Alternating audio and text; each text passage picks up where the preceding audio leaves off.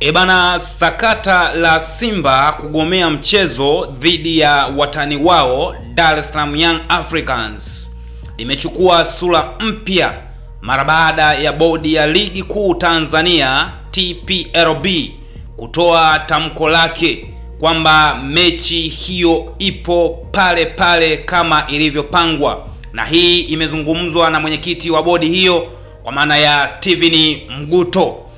Simba ilitoa tamko usiku wa kuamkia leo ikisema haitaleta timu uwanjani kwenye mchezo huo kufuatia msafara wa kikosi chake kuzuiwa jana usiku kufanya mazoezi ya mwisho kwenye uwanja wa Benjamin Mkapa ambao ndio utatumika kwenye mechi hiyo.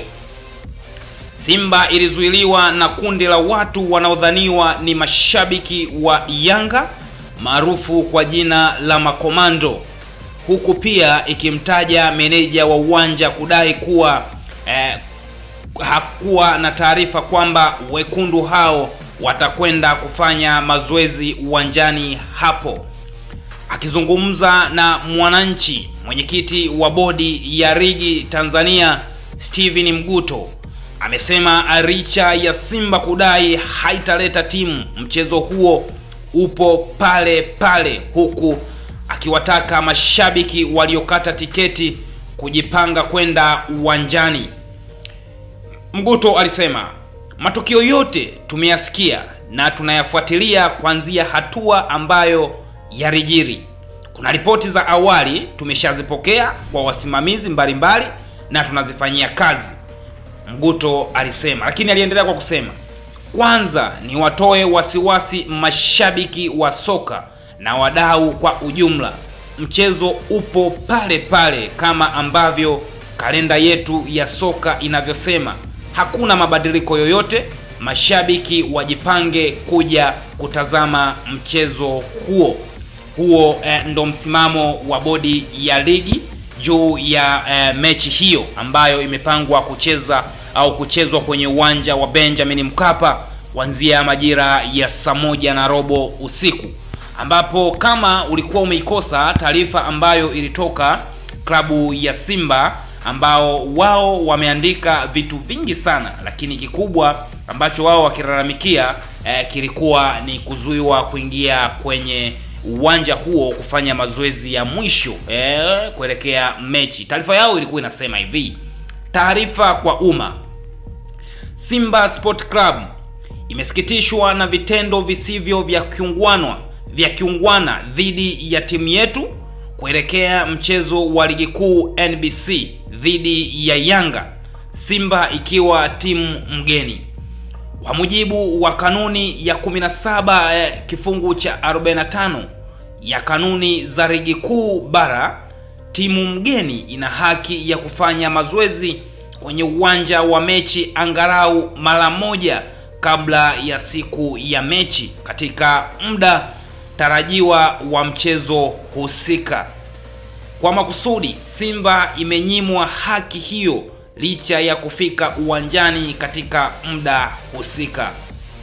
Katika sintofahamu hiyo, Simba iliarifiwa na meneja wa uwanja kuwa hana maelekezo ya kuruhusu mazoezi kufanyika bila maelezo ya kamishna wa mchezo.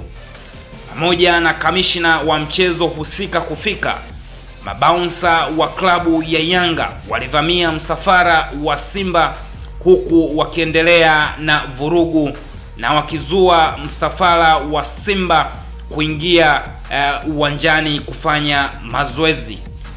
Jitihada za Simba kupata ufumbuzi wa chanzo au changamoto hiyo hazikuzaa matunda kwa zaidi ya masaa mawili kabla ya Simba kuondoka eneo la nje ya uwanja kwa sababu za kiusalama ambazo zimerekodiwa kwa ajili ya ushahidi. Kufuatia ukiukwaji huo wa taratibu za mchezo, Simba haitoshiriki mchezo husika na haki zote zimehifadhiwa. Simba inahimiza kuchukuliwa kwa hatua stahiki dhidi ya wahusika wote kwa sakata hili. imetolewa na management ya klabu ya Simba. Hilo lilikuwa ni andiko la klabu ya Simba juu ya kile ambacho kinaendelea, kwamba wao hawataki kuhusika kwenye huu mchezo na wameshajitoa kutokana na ukiukwaji wa kanuni hiyo. Lakini nikataka kuangalia wengi wanazungumzia nini katika hili. Huyu hapa yeye alianza kwa kusema wameanza kuogopa 5G. Lakini mwingine akasema Simba wanajaribu kuibipu TFF tu, hiyo ni danganya toto. Lakini mwingine akasema ukikuwa utaacha mtani. Kwa hiyo hii ni janja ambayo inajaribu kufanywa na hivi virabu viwili.